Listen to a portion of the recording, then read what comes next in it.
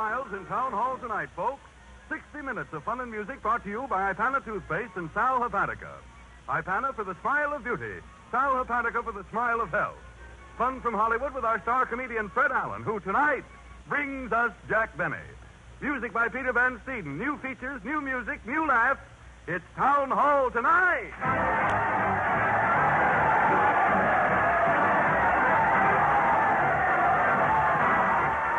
Listen to that crowd cheer as Fred Allen leads his parade of stars to the old Town Hall.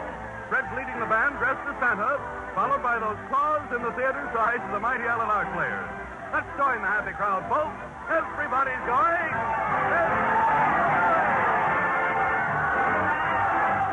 Here they come, Speed Demon. But, Sir Malcolm, you can't break the speed record here in Fairfield. I must, old bean. I've got to get to my radio in a hurry. It's Town Hall tonight. Balloonist. You just came down, Professor Kickard. Why are you taking your balloon up again? The radio reception is better in a stratosphere, lady. It's Town Hall tonight. Deep Sea Divers. Don't tell me you've located a sunken treasure in that wreck, Bill. Yeah, there's a radio down there that's still worse, and it's Jack Benny tonight.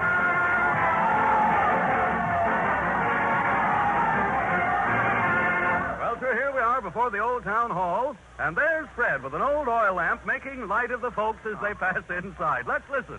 Eeny, meeny, miny, and the more the merrier, folks.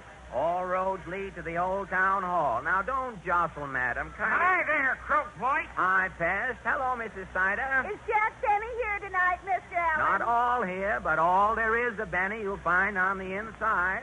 With a joke, a tune, and we're starting soon. So hurry. You finished, Fred? You bet, Harry. And it's up to Peter now. His first number is Be a Good Sport. Well, I'll try, Fred. Let her go, Peter.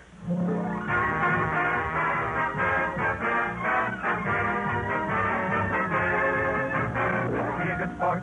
Now don't you be a poor loser. Be a good sport. It's great to be a good loser. I mean, kind and be forgiving. Don't cry over spilt milk. How not to make a living. So be a good sport. What if today has its trouble? The weather report may show a lovely tomorrow. Even if you live to be 100, life is still too short. So be a good ace, be a good scout, and be a good sport.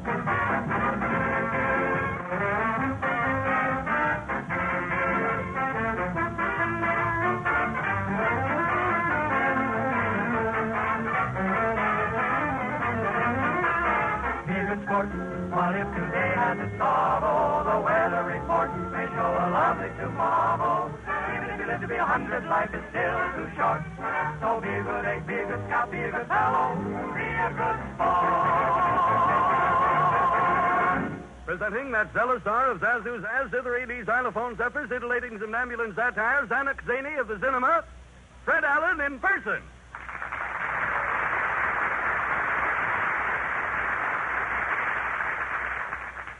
Hello again. This Go is Jack Benny talking. Go away, boy. Oh, all right. See, right away. Get away from this microphone here. Good evening. We must get a weather strip put on the hall. Good evening, ladies and gentlemen. Well, we have a nice night for it this evening, and before the Hollywood Weather Bureau butts in with a commercial to take the credit for the weather, I'll read you the Town Hall Bulletin for tonight. Hodge White, the first grocer to sell bacon sliced so thin that the streets had to be pinned to the fatty part. As a special announcement, Hodge says that during the cold spell, he's taking out his dial phone and putting in one of the old stylers, folks. Hodge says you can't use a dial phone with your mittens on, and it's so doggone cold in the store, if you take your mittens off, it'll frost your hangnails. So until it warms up, Hodge is inviting all mitten lovers to stop in and phone in comfort. So much for smart customer appeal around the village, and now for the Town Hall news. The curtain, Harry. For certain, Fred. The curtain for certain. A long fella, hey? I'm only 5'2", Fred. The lights go out, and we bring you the latest news of the week. The Town Hall news sees nothing, shows all. Washington, D.C., Government Weather Bureau predicts that backbone of recent cold wave is broken, and nation can expect moderate temperatures from now on. Town Hall News, checking on recent snowstorms and below zero weather around the country, interviews prominent citizens affected. Tales of strange happenings are rampant in the land as a result of recent cold. At Bildad, Nova Scotia, Mr. Tufton Pump gives off-record statements. How did you find the recent snap, Mr. Pump? It's the worst storm I've seen in these parts in the past 10 years, all but 1 year. Didn't you see a storm that year? I didn't see nothing that year, son. I broke my glasses. I see. Well, how cold was it, Mr. Pump? Well, to give you a rough idea, our Townshend Club gave a community sing last week, and they called on me to solo. What happened? It was so doggone cold, I opened my mouth to sing Old Man River. What came out? An icicle 2 choruses long. Thank you, Mr. Pump. At Eau Claire, Wisconsin, Mrs. Nadine Whine, a housewife, tells her strange story. You say it was real stormy, Mrs. Whine. Lord, yes. Snow was so high yesterday, folks going by the house were stooping down to look in my transom. Was it uncomfortable indoors? I was chilled so bad, I shook half the spots off a polka dot Mother Hubbard. Must have been cold, all right. It was plumb bitter. Why, I sat down on a chair and thought I had a frostbite. Wasn't it frostbite? No, I was sitting onto my false teeth, the lowers. Thank you, Mrs. Whine. At Rockaway Beach, New York, Fordyce Messbaum, retired pushcart baron, had ghastly experience in the cold wave. What took place, Mr. Messbaum? Hey, what's happening to me should happen to a polar bear. Did the cold affect you physically? Not only physically, but financially. Really? What happened? For 15 years, my neighbor Goldslab, a tightwad but a good one, is owing me $4. Yesterday in a blizzard, I am meeting Goldslab. Face to face? Beard to beard, we are meeting. The temperature is below. Below zero? Below zero, he's asking. On top of the mercury, zero is looking like a halo yet. But what about Goldslab? Goldslab, all of a sudden getting sociable, is saying, Miss Baum, for 15 years I'm owing you $4. And today you're catching me in a mood to settle. Did you get the money? Well, I'm putting out my hand in the cold to take it, and lo and give out, I'm hearing something dropping. Was it the $4? Not $4. It was 4 of my fingers. A clarinet, please. Thank you, Mr. Messbaum. At Hollywood, California, Miss Fern Fickle, loyal Californian, denies the very existence of a cold wave. You say you didn't observe the sudden change in temperature, Miss Fickle? In California, one doesn't discuss the weather with strangers, mister. Why, not with strangers, huh? Only entre nous. Why, it was freezing. It was freezing last week. Oh, yes, zero night. The Chamber of Commerce arranges it annually. It's to help people with swimming pools. The Chamber of Commerce wants your swimming pools to freeze? Yes. Once a year, we tip up the ice and sweep out the bottom of the pools. You Californians take the cake. No, we lower it back in the pool instantly. You deny... You deny... You deny the existence of bad weather here in Hollywood recently? As a loyal Californian, I do. Why, it was so cold last night, I saw hail coming down. Not hail, tourist. You might have seen some puffed rain, but not hail. This is California. Thank you, Miss Fickle. Many farm tenants report unusual happenings. At Pine Snuff, Arkansas, Farmer Conway Straggle is interviewed in his barn.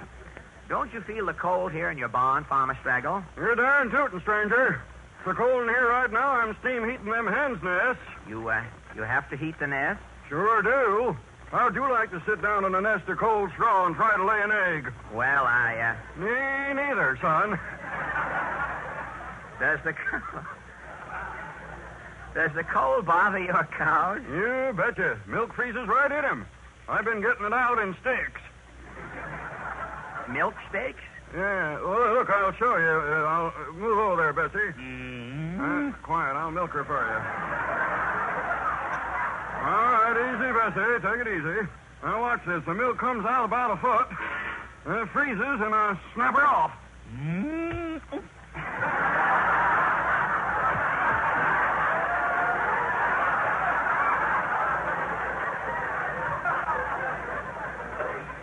Thank you, Farmer Straggle. Break me off a pint, and I'll take it with me. I'll fix that.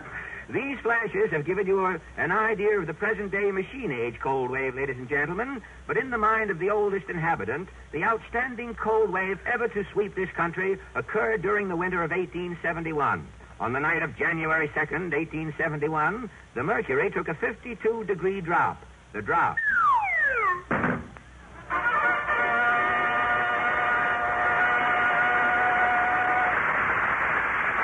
Ladies and gentlemen, our first guest stars tonight, the Basin Street Boys. You have heard their voices many times in musical cartoons, and tonight they sing their latest number, You Drove the Gloom Away. When the sky's cloudy and gray, and the rain is hard all day, you did something sweet to me. You drove the gloom away. When the snow was on the ground, and the tree leaves couldn't be found, you did something sweet to me. You drove the gloom away. Now bees swarm around you. Da-da-da, they think you divine.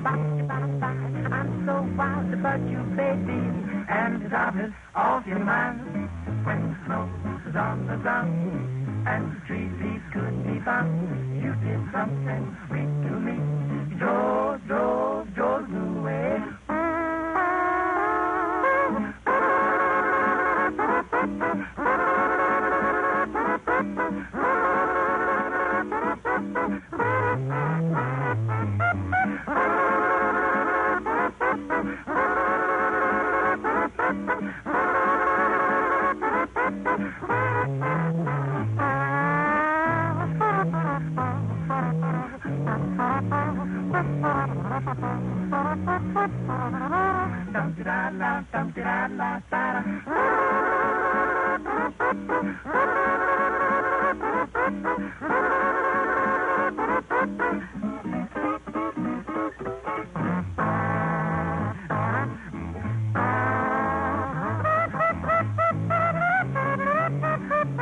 Oh, baby, you drove the gloom away.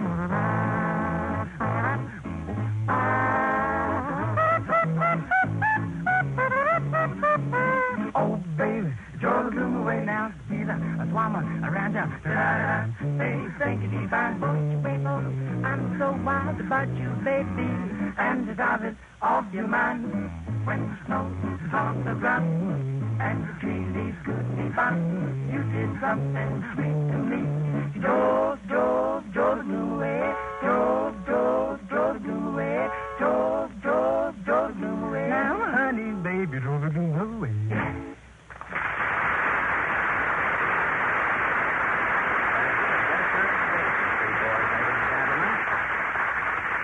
And now, much as it pains me, and will you, may I present... Hello again. This is Jack Benny talking. Will you go away? Oh, foof.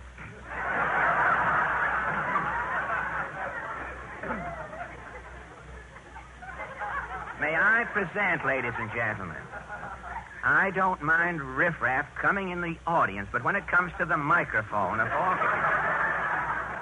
May I present Mr. J. Aloysius Grump, who sees all, tells all, and knows enough after reading a reliable weather report to come in out of the rain. Mr. Grump. Hi, folks.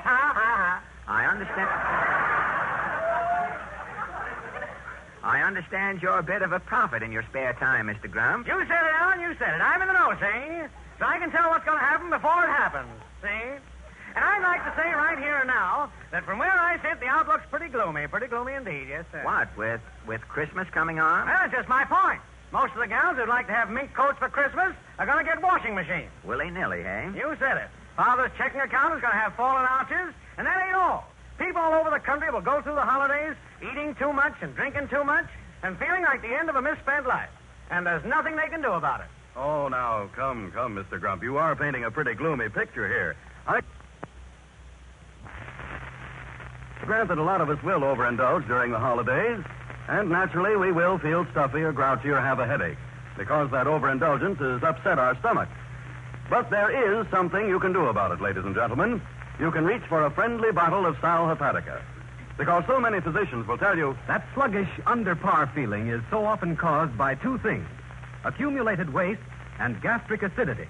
And Sal Hepatica is a quick-acting, effervescent mineral salt laxative made especially to get after both of these conditions at once. That's why it is particularly effective, ladies and gentlemen, because Sal Hepatica not only removes accumulated wastes through laxation, but besides, it also counteracts that acidity. So just put 2 teaspoonfuls of Sal Hepatica in a glass of water and drink it. You'll soon be feeling alert, alive, feeling that there is a Santa Claus. If you'll just remember Sal Hepatica for the smile of health.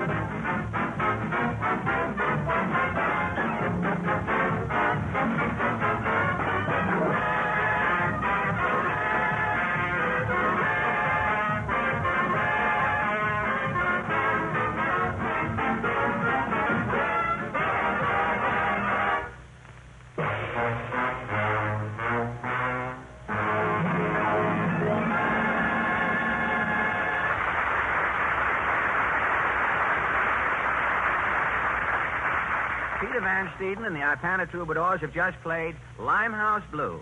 And now, ladies and gentlemen, you didn't expect to meet... Hello again. This is Jack Benny talking. Will you get away from here? Is this Wednesday night or not? Well...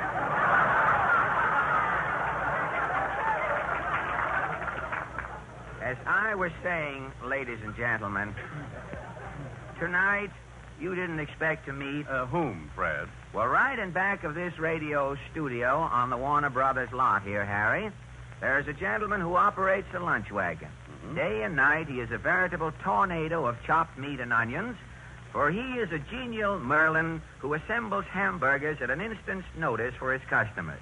And his customers, Harry, are only movie and radio celebrities. Now, I think a man who works untold hours to help radio and movie favorites fend off malnutrition has an odd profession. He certainly has, Fred. Well, I've invited him to jump out of his frying pan into our fire this evening and see how it feels to be grilled himself. And so then, ladies and gentlemen, tonight I know you didn't expect to meet Mr. Willie King. Willie, you always make all of us feel at home at your lunch wagon, and Harry and I want you to feel at home here with us tonight. Thank you, Mr. Allen. I'll do my best. Well, first of all, do you just operate this one lunch wagon in back of the studio? No, I have 6 wagons altogether. Where are the other 5 touring cafes? They're in a garage. I only use them for special occasions. For banquets, weddings, and things like that, you mean? No, when Warner Picture companies go on location, I send out my trucks to serve lunch to the actors and mechanics. I see. You have the location concession. Right. I'm the only lunchman with the exclusive concession at the studio. You haven't any competition then? Well, there's one fella running a freelance lunch wagon, but he can't muscle in on my territory. A freelance lunch wagon. It isn't that fella they call Tomaine Sam, is it? I won't mention any names. Why should I advertise a competitor?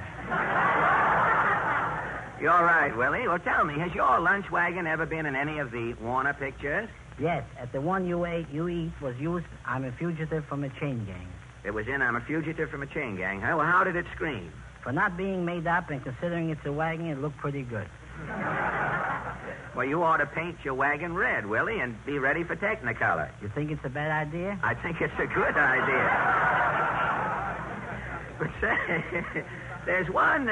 don't mind my voice tonight, Willie. I'm taking voice lessons from Andy Devine's teacher. It's just having effect. But say, there's one question I forgot. I should have really asked you first, Willie. How did you get into this a la carte cafe business? Well, years ago, I used to be in picture business. Uh-huh. Now it comes out. You were an actor, huh? No, I was assistant director with Larry Seaman in silent pictures. What was the last picture you worked on? The Wizard of Oz. Were there any actors who are stars today in The Wizard of Oz? Clark Gable was an extra in that picture. He carried a spear. I wonder what ever became of that spear. I wouldn't know. Naturally, but how did you happen to work yourself up from assistant directing to owning a lunch wagon? Well, when the talkies came in, I asked Jack Warner to give me the lunchroom concession at his studio. And Jack Warner did, huh? Yes, Fred. That was 12 years ago, and thanks to his kindness, I've been in business ever since. Well, I imagine, Willie, that during the past 12 years, you have sold a sandwich to practically every big star on the Warner lot. Yes, I've known them all. And you're acquainted with all of the Warner stars today, of course. Oh, yes. Dick Powell, Joan Modell, Edward G. Robinson, Andy Devine, Pat O'Brien, Leslie Howard. What does Leslie Howard usually have for lunch? Kippers and crumpets? No, Mr. Howard generally has coffee and donuts. Well, confidentially, Willie, have you ever caught Leslie Howard dunking? Well, one day... Now, wait for your laugh, Willie. Wait for your laugh.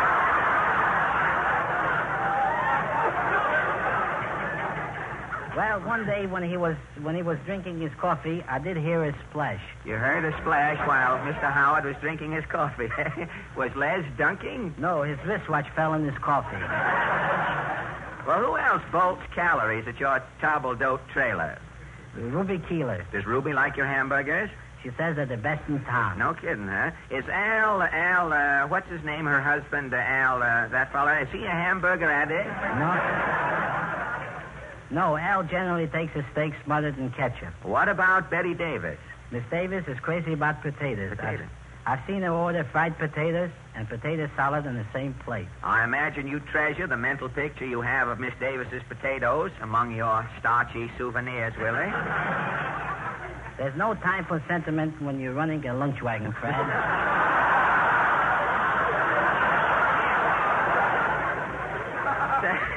Say, I've forgotten one of Warner Brothers' most important stars, Willie. Have you ever served Paul Muni?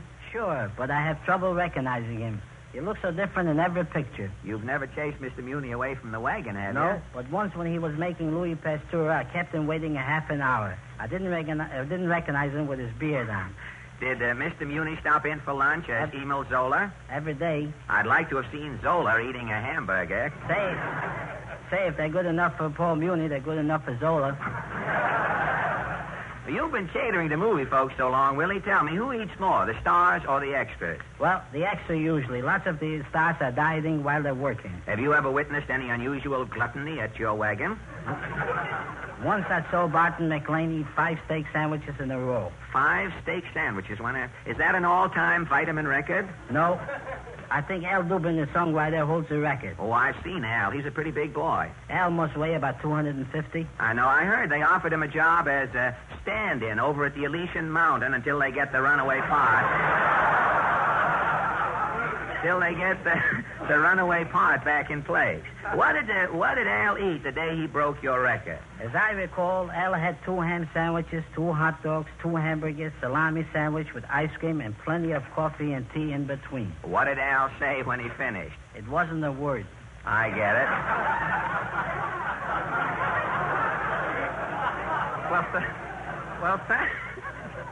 Well, thanks, Willie, for giving us this opportunity to put on our optical napkins and take a peek behind your mound of chopped steak and onions. It's been a pleasure, Fred. You like the radio business, eh? It's not bad. You don't have to wear an apron. Yeah. I know, but you found the secret of success in your own business, Willie. You've hitched your lunch wagon to a movie star. And the Warner Brothers. Right. Every sandwich a Warner Brother production. Now, before you go, is there a word of encouragement or advice you'd like to give to any youngsters who might be thinking of going into your business? Only this, Fred. If you're going to be a success making hamburger sandwiches, you've got to make both ends meet. Meat as in hamburger, I see. Well, good night and thank you, Willie King.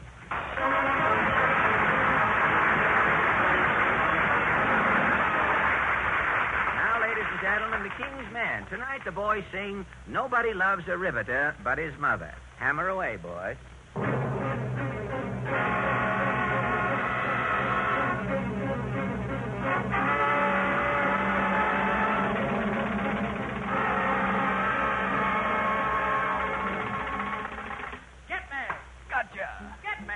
Gotcha. All for one and one for all. That's how us girls play basketball. Get me.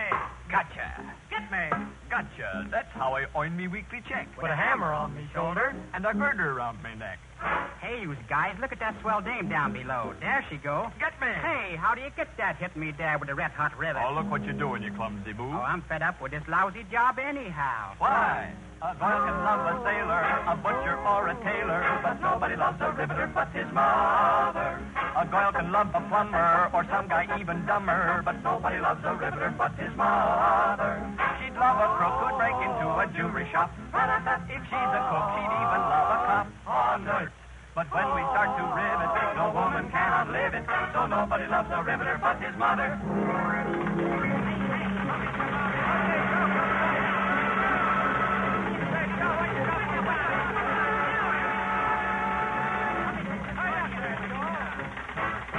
A girl can love an actor, a lawyer or contractor, but nobody loves a riveter but his mother. So nobody loves a riveter but his mother. King Solomon, 10,000 wives all paid his rent, and each one paid 0.1%. Oh, for goodness sake. But when we start to rivet, no woman can outlive it, so nobody loves a riveter but his mother. Get me. Gotcha.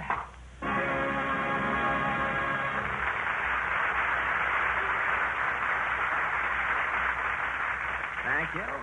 Our next guest, ladies and gentlemen, Mr. Eugene Lester. Mr. Lester is not a soloist by profession. Gene is the official candid cameraman for the popular radio magazine, The Radio Guide. Gene, you're out here in Hollywood doing candid camera work on some of the radio shows, aren't you? Yes, Fred, I've been shooting all the shows originating from the West Coast here. You have, huh? What shows have you done recently? Well, so far I've done the Hollywood Mardi Gras, the Burns and Allen show, Phil Baker, and then I think that fellow sitting over there in the corner was on one of them. Oh, Mr. Benny? That's the one. Yeah, that's the one. Well, you'll know as soon as you get the things developed.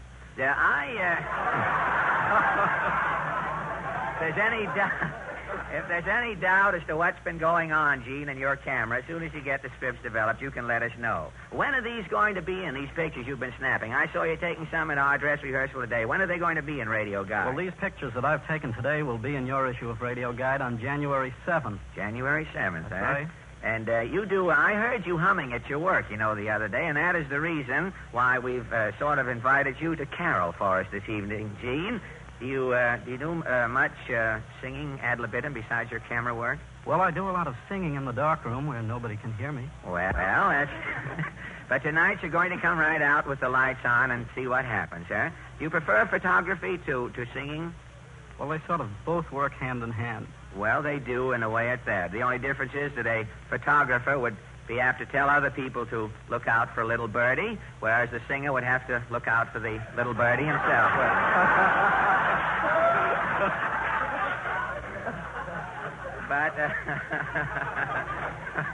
Well, all right, Gene. I guess we have exhausted the fun for the moment.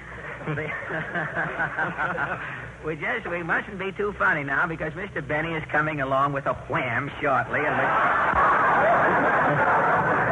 What are you going to sing, Gene? Well, there's a new tune called Rosalie that seems to be pretty popular today. Rosalie from the picture of the same name? That's right. All right. Rosalie, thank you.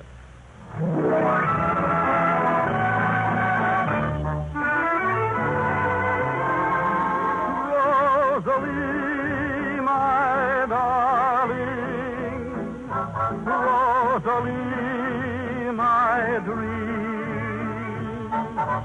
Since the night when stars danced above, I'm so much in love, dear Rosalie, have mercy. Rosalie, don't decline. Won't you make my life thrilling? and tell me you're willing to be mine, Rosalie, mine.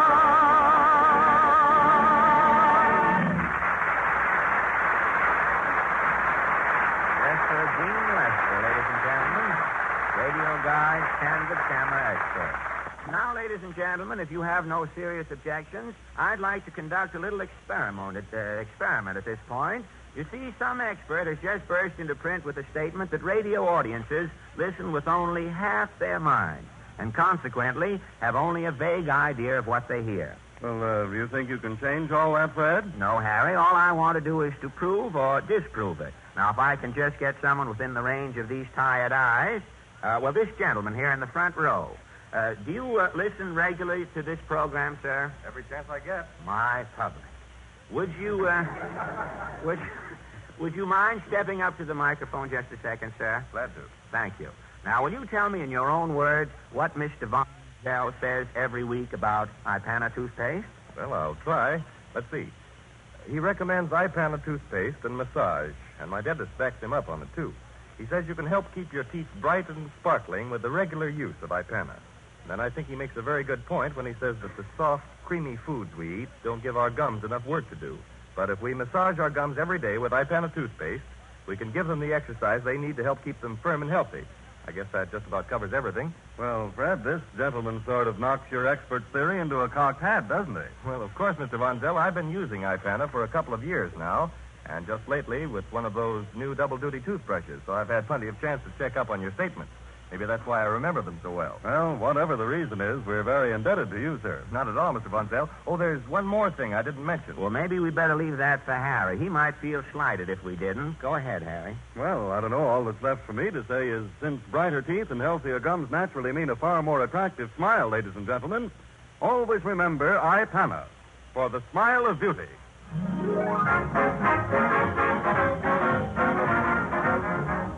Town Hall tonight will continue immediately following a short pause for your station identification.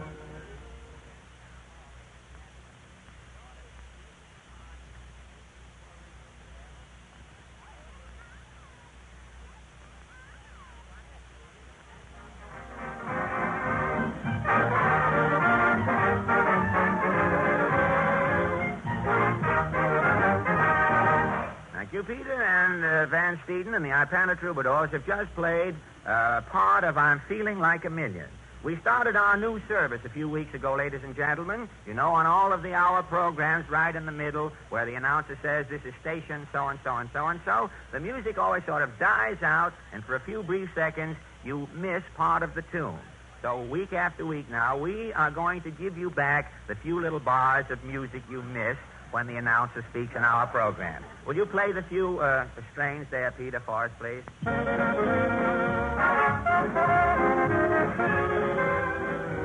Thank you very much. Now, ladies and gentlemen, if you fit that back into the part you heard before the announcer spoke, you have I'm Feeling Like a Million. Now, on Friday night, the Port Jervis String Ensemble will... Do you mind if I interrupt, Mr. Allen? Why, no, Portland. Into each life, some rain must fall, unless one lives in Palm Springs, of course. Or unless one is an old maid. What has an old maid to do with no rain falling in her life? If an old maid never gets married, she never gets a shower, does she? Tub or shower as long as she's healthy. What is this? Well, I've got a big surprise for you tonight, Mr. Allen. Big surprise? Now, look, Portland, this is the day of digest publications, concentrated foods, and capsule criticism. Couldn't you sense the trend and show up with a little surprise? But this is the biggest thing you've had on the program this year. Hello again for the fourth time. Now, look, Portland, a thing on the program we don't need. Stuff I don't mind, but not a thing. But, Mr. Allen, it isn't a thing. This is an old friend of yours from the days of vaudeville. If it's Otto the Trained Seal, throw him a fish and tell him I'm busy. Now, wait a minute, Fred. If you'll just take your nose, that one you used to talk through, out of that microphone, you'll see that it's me. Oh, Jack. Jack Benny. Well, I'm terrible. Wait a minute. There's a reception goes in there. That doesn't happen.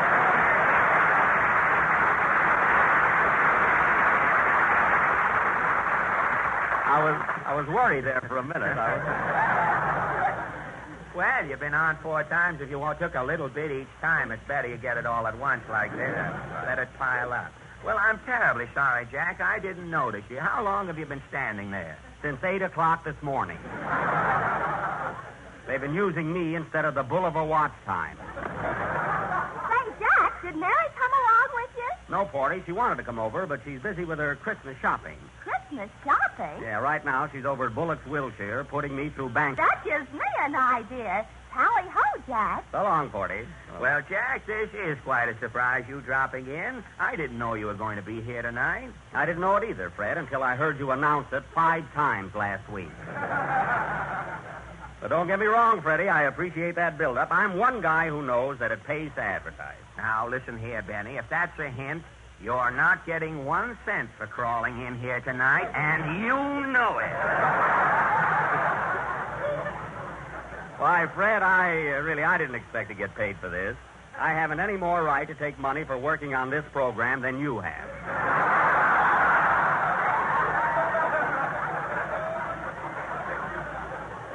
You for a while there. Now, those armchair jokes, they'll hold you for a while. Now, hold on there, Benny. That's an insult. Well, if I was Professor Quiz, I'd say correct. Absolutely correct. And if I was Major Bowes, you'd have left with a unit 10 minutes ago.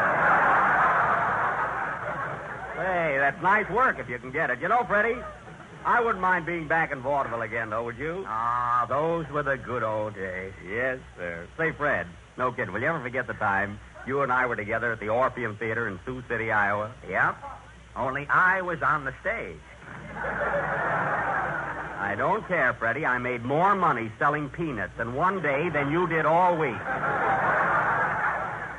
Well, Jack, I didn't make much money in those days, but I was a pretty good juggler. Remember how I used to toss those Indian clubs in the air and do a funny monologue at the same time? I sure do. And, Fred, you remember when you dropped those clubs? How you'd let them lay there right alongside of your joke? Yep. Well, you ought to know. You swept up the theater every night. I did not. I used to stay in the theater late just to practice my violin. Well, you should have stuck to your broom. I should have stuck to my own program, too. I had to ask for this yet, huh? Well, you had to write it yet to insult yourself. Well, Fred, anyway, a lot of water has gone over the Don since then, huh? Over the Don? Yes, Fred. You know how careful we have to be.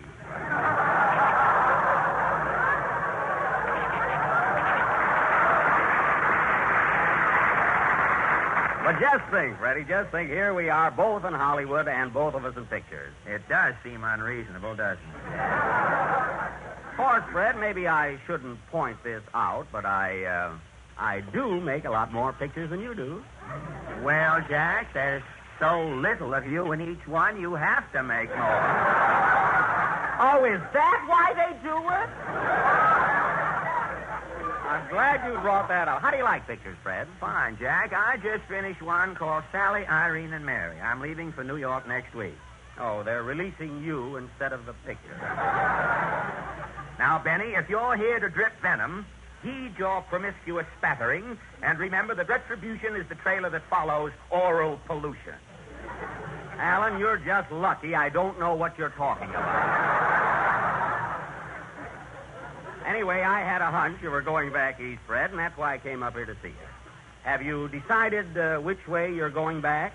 I mean, which form of transportation? Well, I was going to take the boat and go through Panama. But I've got a hat, so I decided to take the train. Well, Fred, of course, I don't want to influence you one way or the other, but have you ever thought of driving back east? You know, by automobile? What kind of an automobile? Now, don't rush me. And it's in good condition, too. No kidding. Would you like to drive back home, Freddie? No, Jack, I'll stick to the chief. Well, if you'd rather hang around with Indians. But the chief is a train, as you will find out when you finish your next picture, Mr. Benny. Say, what are you trying to get at, anyway? Well, Fred, I own a Maxwell. And I thought that You don't think you can palm that tin nightmare off on me, I hope? Why, I wouldn't be found dead in that car. Say, you're no better than the engine.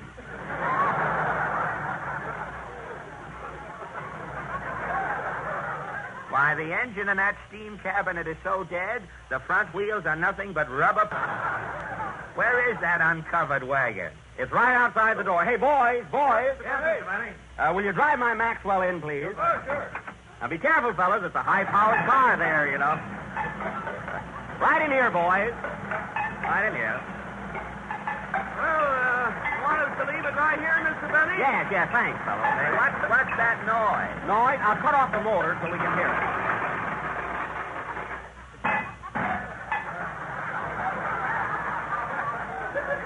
That's better. Yes. Hey, Mr. Benny, I guess this belongs to you. Oh, the door. Yes, thanks. I went to close it, and it came off in my hand. Well, you can stick it back on with a little new skin, Jack. Say, what's that bottle of scotch doing tied on the front? That's for the radiator on New Year's Eve. It looks like the car's got a hangover already. Benny, you may not be a snake in the grass, but you're sure hanging around with a rattler there. That's libel, Alan. And if I had my writers here, what we'd call you be a four-bell rag. Say, what's up? Say, who started it? Say, what was that? Did the engine drop out? No, Smarty, it's the new sunken motor. And listen to this horn. That note is by Stokowski. Well, how is the car on gas? Well, I get about 4 miles to the quart. If I insist, of course. If you put your foot down. Yes. Well, how much does that make to the gallon? Well, I never put in a gallon. I don't believe in spoiling a car. You know how it is with gas tanks. Easy come, easy go. Well, Alan, what do you say? Well, now that I've had a good look at this bear trap, Jack, I know why the Maxwell people went into the coffee business.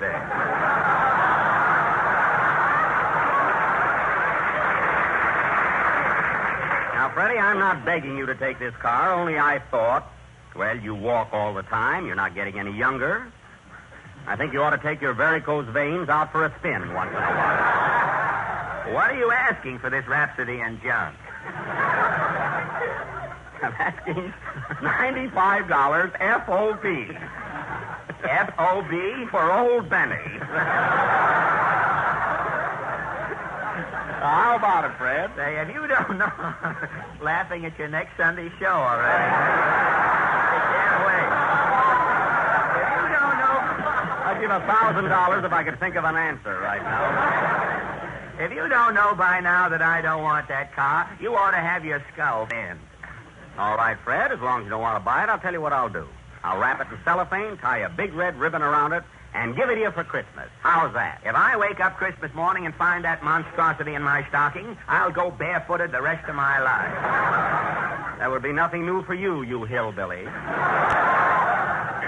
So you don't even want it for a present, huh? I don't want it present, past, the future. You can take that animated skillet... All right, Fred, all right. I merely wanted to be a good fellow, that's all. If you don't want the car, and I think you don't, I'll be on my way. No hard feelings, I hope. No, Jack, I haven't anything against you, not Benny the man. No. I'm just not in the market, that's all. I hope I didn't offend you. Oh, no, Freddie, I'll just have to sell it to some other guy.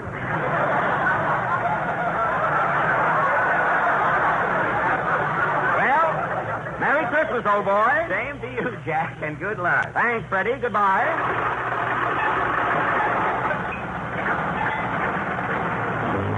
Hey, what was that, Jack? That's what my car thinks of you, Alan. Go on, everybody.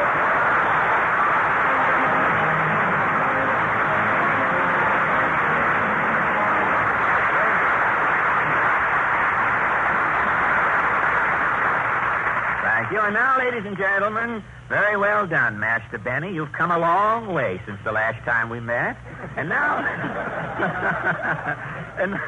Now, ladies and gentlemen, let's all get together and make this coming holiday a safe, sane, and happy one. When you buy your cap pistols, Roman candles, toy cannon, and firecrackers, be sure to... Wait, just a minute, Fred. What holiday are you talking about, anyway? Why, the 4th of July, of course.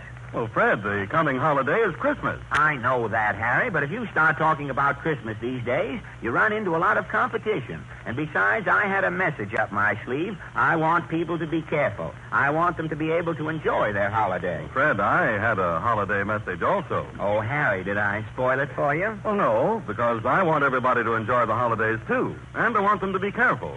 Especially careful of a cold. Because nothing can take the merry out of a Merry Christmas more completely than a cold. That's why I hope that during the holidays everyone will be sure to have a bottle of Sal Hepatica on hand. Because so many physicians say you can often help throw off a cold more quickly if, at its very beginning, you do two important and fundamental things. One, remove accumulated waste, and two, counteract the acidity that so frequently accompanies a cold. And Sal Hepatica, ladies and gentlemen, is an effective mineral salt laxative that does both of those things at once. It not only removes accumulated waste through laxation, but it also helps nature counteract that acidity. So don't take chances on a cold spoiling your holidays.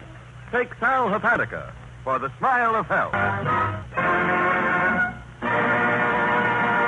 Now, ladies and gentlemen, we bring you those theatrical termites who have gone through their artistic lives trying to bring down the house. The mighty Allen Art Players.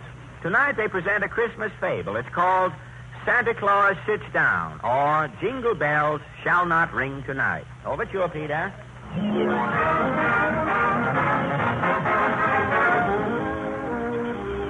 This is station NGNG, folks. Our next program will be... Just a minute, folks. Here's the bulletin from the Radio News Bureau. A rumor has just reached us that Santa Claus will not ride this Christmas. Unconfirmed reports ride throughout the country that Santa Claus is on sit-down strike. What's going on in Santa Claus's igloo? Stand by, folks. Assassinated Press is investigating the trouble, and we hope...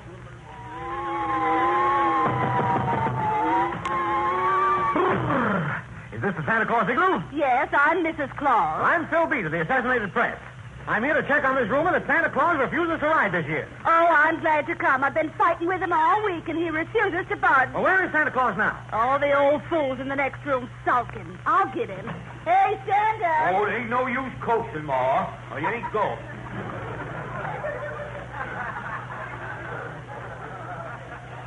Come on out, stupid. You got company. Oh, well. What's on your mind, son? Well, I'm from the Assassinated Press, Santa Claus. Now, what's this I hear? No, I ain't riding now. But this is Christmas Eve. Trees are lit up. Millions of children have hung up their stockings. The whole world is waiting. Well, regardless, I ain't riding. Ain't no use, mister. He's stubborn. No, I ain't stubborn neither. I'm sick of being Santa Claus, holding the bag every year. Well, you must have a reason for quitting. I got plenty of reasons. Well, will you talk for the press? Might swell, I guess. Well, now, Santa, why won't you ride tonight? Well, I'll tell you, son. It's a long story. I've been clausing it for 1,937 years, son. I've been a-bringing presents, toys for kiddies, loud neckties and handkerchiefs for grown-ups, every Christmas trying to spread joy. But my efforts down through the ages has been a bit of disappointment. My intentions has been good, but my reward has been nothing but grief. The first trouble I had was in ancient Rome. It was Christmas Eve in the court of Nero. The emperor was playing a violin concerto.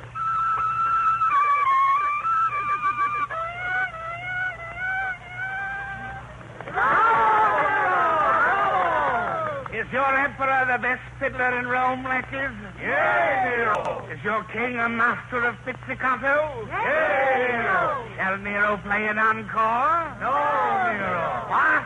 You dog! Begone, hypocrite! Clear my throne room! Yes! Now I can play my violin.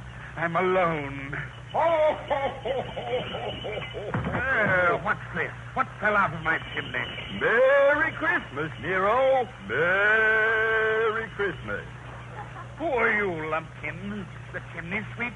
I'm Santa Claus, Nero, bearing Christmas gifts for your majesty. Gadzooks, another basket of fruit from the Rome Kiwanis Club. No, my gift is a trinket rare. So rare, it hasn't even been invented yet. Watkins, what is this tiny golden box? It's a cigarette lighter, Nero. Turn yon little wheel. Gramercy, it flames. It flames. Merry Christmas, Nero. Oh, it flames. Rome has scoffed at my fiddle. Nero will have his revenge. Hey, watch that lighter, Nero. You're setting fire to the drapery. I'm setting fire to all Rome. Revenge. Look out. Revenge. Nero, be careful, Nero. So you see, son, if it wasn't for Santa Claus, Rome wouldn't have burned. Well, I know that, but... Here I was trying to spread good cheer, and what did I get? Singed whiskers. But that was 2,000 years ago. Nero was only the start of my trouble, son. A few centuries later, I had trouble in a little country to the north of England. That Christmas, I had a present for a young poet. I peeked in the window. He was writing a sonnet. His mother come into the room. Bobby? Hi, Mother. It's time you were to bed, lad. I'm composing, Mother. Have you not heard of a poet? A poet at your age, Robbie. I am Robbie Burns, the youngest poet in the Glen. Are you concocting a limerick? Where never wants to... It's no finish. Oh, can I think of a rhyme for brave? Pay. Pay in a Scotch song? Are you a daft, Mother? Will be last on the hit parade. Well, you'd better find a rhyme in a hurry and go to bed. Composing on Christmas. It's evil. Good night. Good night, Mother. Oh, a rhyme. Brave, Twain, Day, Chevrolet. Who are you coming out of that chimney? I'm Santa Claus, Bobby Burns. Merry Christmas. What's your business, Red Britches? I'm Santa Claus, Bobby. I brought you something here. A rhyming dictionary. Which one? Let me look. Hi. Pray, ray, say, stray. Where me and my true love were ever once to stray. A bonny rhyme. I've written a gem. Merry Christmas, Bobby. How much are you asking for the rhyming dictionary, Claus? It's Christmas, Bobby. I'm giving it to you. Giving it? Help, Feather, help! Oh, Feather! What's wrong, son? This man's a lunatic, Feather. A daft Fendi, eh? I'm Santa Claus, Mr. Burns. I only gave Bobby a Christmas gift. Give him? Grab him, Now, son. let me We'll go. take him to the asylum. Hold on, Mr. Burns. I only gave your son a present. Exactly. A man who gives anything away in Scotland belongs in a padded cell. Grab him, son. Scotland. I was in the booby hatch there for 30 days. But that was 200 years ago. I know, but a few Christmases later, I got a raw deal in another suburb of England. It was called the American Colonies. I dropped in at the house of some fellow named Paul Revere. His wife was preparing dinner as Paul came through the door. Dinner ready, Effie? Yes, Paul. Pull up a chair. No. Set my plate on the mantelpiece. Can't you sit down yet, Paul Revere? My, that ride was last April. Through every Middlesex village and farm ain't what's round Central Park, Effie. So you ought to try and sit down for Christmas, Paul. It'd be a nice present for your spy. Who's that? Might be a British spy, Paul. The woods is full of them. Hand him a gun. I'll talk to him through the door. Who's there? Merry Christmas, Paul, dear. It's Santa Claus. So what? I've got your Christmas present, Paul. It's a cushion stuffed with fuzz from Delaware peaches. Can I sit onto it? You bet. Sounds mighty tempting, Effie. I'll let him in. It might be a British trick, Paul. Don't open that door. I'm Santa Claus, Mrs. Revere. Open up. I've got my gun, Effie. I'll open the door. I'll crack it. Merry Christmas, Paul. Look at his suit, Paul. A red coat. Take this. Now, whoa, now, Paul. Well, sir, when I got back to my sleigh and start down, I was mighty glad I still had that cushion full of peach fuzz.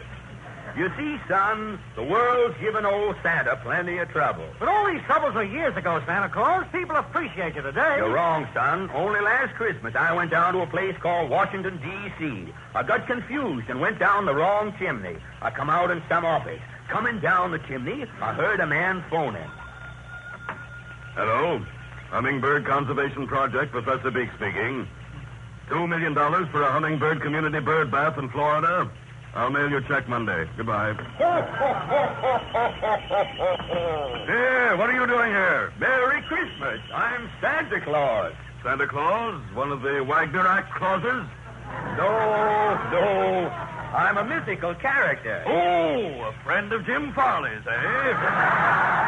No. I come down from the North Pole once a year to give things away. I give and give all up and down the land to make people happy. You do? Well, you'd better go back to the pole, Fatty. But I'm Santa No, Claus. you're not. The government is Santa Claus today. And that was only last year, son. That's why my spirit's broken. Being Santa Claus is just one pain in the ermine after another. Well, won't you reconsider? Think how the headline will look in the paper. Santa Claus on sit-down strike. Well, Santa ain't a-getting up, son. This is one Christmas I'm going to enjoy in peace. What's that clock striking? 12 o'clock, Santa. It's Christmas Day. It is, eh? Well, I ain't moving. Don't mean nothing to me. I'm sitting here. I'm taking it easy. I'm leaning right back here. Not getting kicked around this Christmas. Oh, shucks. Hey, Ma. Yes, Santa? Where's my mittens? My bag? My reindeer? My sleigh? You mean? Yep, I'm going, Ma. But I thought you said... I've changed my mind, son. Christmas ain't Christmas without Santa Claus. I'm a-giving the world one more chance. But what about my story, Santa on sit-down? Change the headline, son. Just say, Buck Santa rides again. Merry Christmas.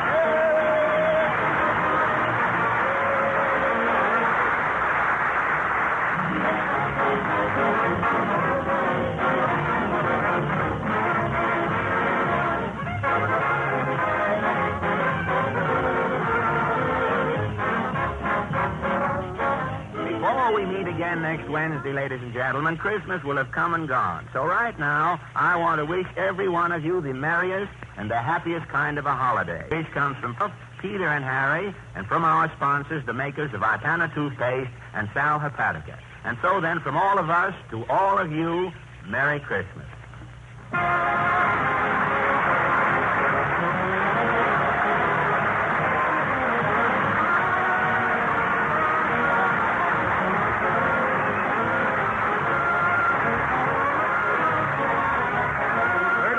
Program, ladies and gentlemen, where Be a Good Sport from Love and Hisses, and I'm Feeling Like a Million from the Broadway melody of 1938.